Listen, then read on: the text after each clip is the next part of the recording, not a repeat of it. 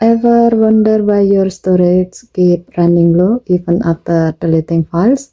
That's because many apps keep deleted items in a trash folder and they still take up space until you empty it. Let's fix that using device care on your Galaxy S25 Ultra.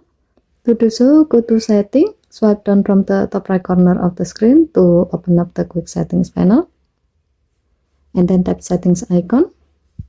Scroll down the screen to find Device Care. Tap Device Care. Tap Storage. Next, tap Trash. Here you will see a list of apps that have trash files. Tap an app to check the deleted files.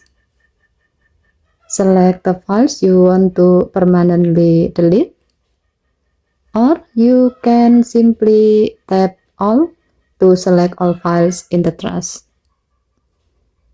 Then tap Delete, and then confirm with Delete again.